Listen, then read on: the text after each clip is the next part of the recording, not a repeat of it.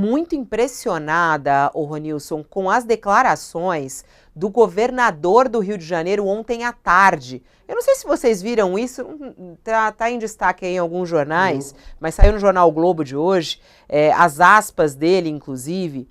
E o Cláudio Castro, ele saiu em defesa da polícia e ainda foi para cima do Itamaraty. Ele disse o seguinte, abre aspas, a gente tem que entender um pouco a complexidade do trabalho policial. Naquela região ali, o que os moradores mais reclamam é exatamente dos assaltos feitos por jovens. Aquele policial tá ali, como todos os outros que estão ali, procurando exatamente situações de jovens praticando delitos. O pessoal ficou falando da questão do racismo, mas tinham jovens negros, brancos. Então, se houve algum erro, a corregedoria está investigando. Mas ele diz, é muito complicado para o policial saber se é o filho de um diplomata ou se é alguém que está cometendo um delito. Crucificar o policial é o mais fácil. Se teve erro, nós vamos corrigir. Mas a gente tem que entender a complexidade. Já pedi ao coronel que coloque todos eles em treinamento. Quanto mais a gente puder fazer para melhorar a polícia, é melhor. Mas eu não vou crucificar o meu policial, disse o governador. Então, assim, o que eu entendi, assim, qualquer jovem que está andando ali por Ipanema, ele é suspeito já de cara, é isso? Como é que você viu essa declaração de Cláudio Castro falando sobre esse caso, hein? Fabiola, eu acho que muito contraditoriamente eu vou dizer que tem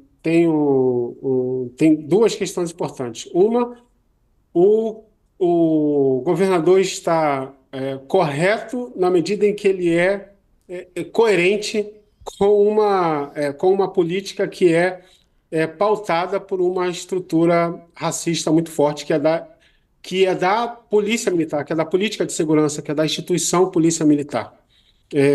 E ele não está fora disso. A reivindicação que ele faz, eu concordo com ele. Crucificar o policial, acho que tem que crucificar, que criticar por outras questões, mas nunca abre mão do fato de que ele responde a uma estrutura na qual ele foi forjado.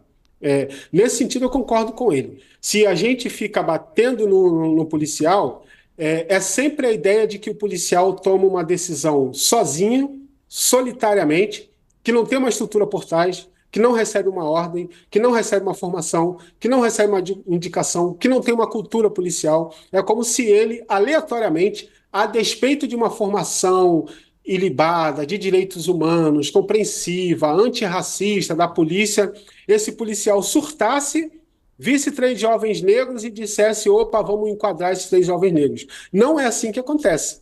O policial, ele está correto no sentido de que ele está seguindo a norma de uma cultura de formação na qual ele está inserido. Então, o governador, embora não tenha essa reflexão, ele está dando uma resposta que reforça a ideia de que nós estamos falando de uma cultura, né? Uma cultura que é extremamente racista, de uma cultura que forjada por um preconceito muito forte e que só mostra cada vez mais como a polícia militar, com essa cultura, ela é um nível de chaga que ela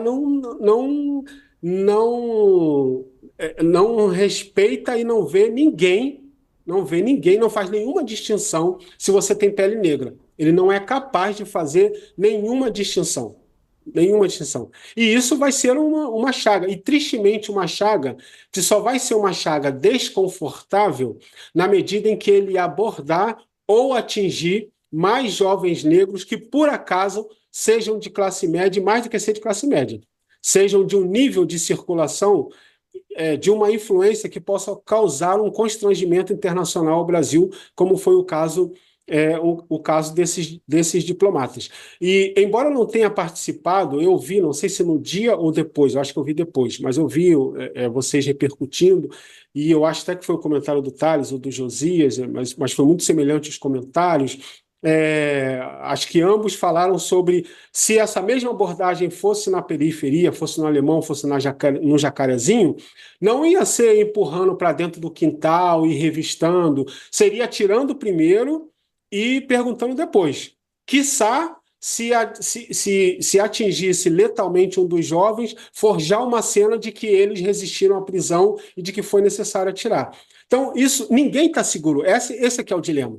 O dilema é que o Brasil, enquanto governo, se defrontou com uma visibilidade internacional, que é no sentido de mostrar que ninguém está seguro se é negro no Rio de Janeiro nesse contexto.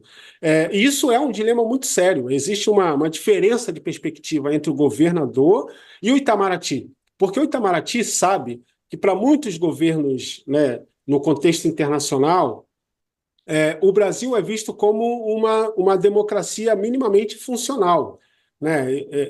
Eu sei porque eu estou ligado a uma organização que tem articulações internacionais, então tem uma queda, inclusive, de investimento a muitas organizações no Brasil, para quem investe em América Latina, porque quem investe na América Latina pensando em fortalecer a democracia, viu que o Brasil, depois do governo Lula, voltou a ser um país democraticamente mais normal e está voltando seus recursos para países onde ele acha que a democracia está em risco. Venezuela, El Salvador, sei lá. O Brasil é uma democracia.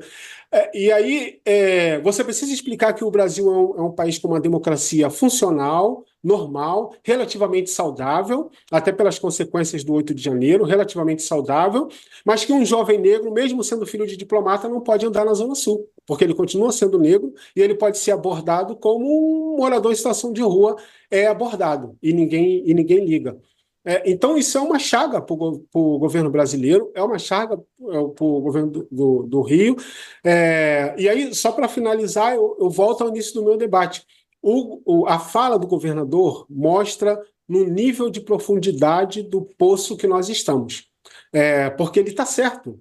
Não adianta crucificar o policial, porque por trás do policial tem uma cultura. O policial, quando ele age daquela forma, ele está plenamente tranquilo de que ele tem a adesão, inclusive a anuência, dos moradores do próprio bairro de Ipanema, que por acaso foram filhos de diplomatas, mas podiam não ser. Podiam ser jovens, mesmo que fossem amigos daqueles, porque eles podem ser juntos por show, por jogos de videogame, por escola, sei lá, pode ser um bolsista e o outro que paga. Isso acontece no Rio de Janeiro. E poderia ser realmente amigo, mas poderia não ser filho de diplomatas. Então eles iam tomar tapa na cara, iam ser revistados e iam ficar por isso mesmo, porque não eram filhos de diplomatas. Então isso mostra um nível de profundidade da chaga que nós estamos atravessada pela questão racial. É um absurdo, né? O que a gente falou bastante aqui, né? De não. O preto não pode ir e vir, não tem esse direito, né? E não só no Rio de Janeiro, não é só no Rio de Janeiro, não.